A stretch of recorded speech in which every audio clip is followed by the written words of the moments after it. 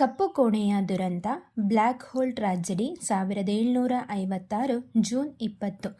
Sirajuddaula 1756 June 20ರಂದು ಕಲ್ಕತ್ತಾವನ್ನು ವಶಪಡಿಸಿಕೊಂಡಾಗ ಬ್ರಿಟಿಷ್ ಸೈನ್ಯಾಧಿಕಾರಿ ಹಾಲ್ವೆಲ್ ಸಹಿತವಾಗಿ ಸುಮಾರು 146 ಜನ ಯುದ್ಧ ಖೈದಿಗಳನ್ನು ಬಂಧಿಸಿದನು. ಅವರಲ್ಲೇ ಒಬ್ಬ ಮಹಿಳೆಯೂ ಇದ್ದಳು.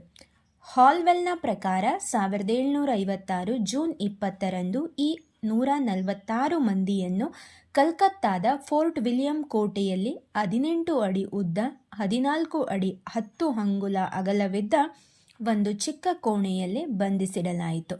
ನಂತರ ಸಿರಾಜುದ್ದೌಲಾ ಕಲ್ಕತ್ತಾ ಕೋಣೆಯ ಉಸ್ತುವಾರಿಯನ್ನು ತನ್ನ ಸೈನ್ಯಾಧಿಕಾರಿ ಮಾಣಿಕ್ ಚಂದ್ಗೆ ವಹಿಸಿ ರಾಜಧಾನಿ ಮುರ್ಷಿದಾಬಾದಿಗೆ ಹಿಂದಿರುಗಿದನು. ಬೇಸಿಗೆಯ ರಾತ್ರಿಯನ್ನು ಅವರೆಲ್ಲ ಚಿಕ್ಕ ಕೋಣೆಯಲ್ಲೇ ಕಳೆದರು. ಬೆಳಗ್ಗೆ ಬಾಗಿಲು ತೆರೆದು ನೋಡಿದಾಗ 146 ಮಂದಿಯಲ್ಲಿ 123 ಜನ ಉಸಿರು ಕಟ್ಟಿ ಸತ್ತು ಹೋಗಿದ್ದು, ಬೇಸಿಗೆಯ ಆ ದುರಂತಮಯ ರಾತ್ರಿಯ ಕಥೆಯನ್ನು ವಿಶ್ವಕ್ಕೆ ಸಾರಲು ಕೇವಲ 23 ಜನ ಬದುಕಿ ಉಳಿದರೆಂದು ಹಾಲ್ವೆಲ್ ತನ್ನ ಮಿತ್ರನಿಗೆ ಬರೆದ ಪತ್ರದಲ್ಲಿ ಆರೋಪಿಸಿದ್ದಾನೆ. ಈ ದುರಂತಮಯ ಘಟನೆಗೆ ಕಪ್ಪು ಕೋಣೆಯ ದುರಂತ, ಬ್ಲ್ಯಾಕ್ ಹೋಲ್ ಟ್ರಾಜಿಡಿ ಎಂದು ಹೆಸರು. ಕಪ್ಪು ಕೋಣೆಯ ದುರಂತದ ಬಗ್ಗೆ ಇತಿಹಾಸಕಾರರಲ್ಲಿ ಭಿನ್ನಾಭಿಪ್ರಾಯವಿದೆ. ಕೆಲವು ಇತಿಹಾಸಕಾರರು ವಾಸ್ತವವಾಗಿ ಕಪ್ಪು ಕೋಣೆಯ ದುರಂತವೆಂಬ ಘಟನೆ ನಡೆದೇ ಇಲ್ಲ, ಇದು ಹಾಲ್ವೆಲ್ ಸೃಷ್ಟಿಸಿರುವ ಕಟ್ಟುಕತೆ ಎಂದಿದ್ದಾರೆ. ಸಿರಾಜುದ್ದೌಲಾ ಬಹಳ ಕ್ರೂರಿಯಾಗಿದ್ದನೆಂದು ಚಿತ್ರಿಸಲು ಇಂಗ್ಲಿಷ್ ಇತಿಹಾಸಕಾರರು ಈ ಘಟನೆಯನ್ನು ಉತ್ಪ್ರೇಕ್ಷೆಯಿಂದ ವರ್ಣಿಸಿದ್ದಾರೆ. ರಾಬರ್ಟ್ ಕ್ಲೈವ್ ಮತ್ತು ವಾಟ್ಸನ್ ಎಲ್ಲಿಯೂ ಈ ಘಟನೆಯ ಬಗ್ಗೆ ವರದಿ ಮಾಡಿಲ್ಲ.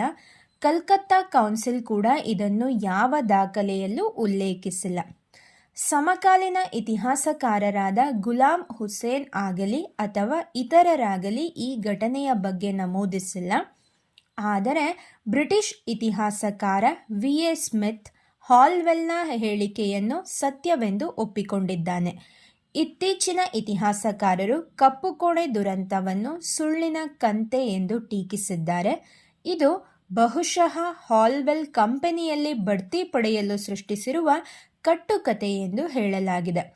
ಇದೆಲ್ಲವನ್ನು ಗಮನಿಸಿದಾಗ ಸಿರಾಜುದ್ದೌಲಾ ತನಗೆ ಸೆರೆ ಸಿಕ್ಕಿದ್ದ ಯುದ್ಧ ಖೈದಿಗಳು, ಯುದ್ಧದಲ್ಲಿ ಗಾಯಾಳುಗಳು ಸೇರಿದಂತೆ ಅನೇಕ ಸೈನಿಕರನ್ನು ಒಂದು ಕತ್ತಲೆ ಕೋಣೆಯಲ್ಲಿ ಕೂಡಿ ಹಾಕಿದ್ದರಿಂದ ಅವರಲ್ಲಿ ಅನೇಕರು ಅಸುನೀಗಿರಬಹುದು ಎಂದು ತೀರ್ಮಾನಿಸಬಹುದು. ಪರಿಣಾಮಗಳು: ಕಪ್ಪು ಕೋಣೆಯ ದುರಂತದ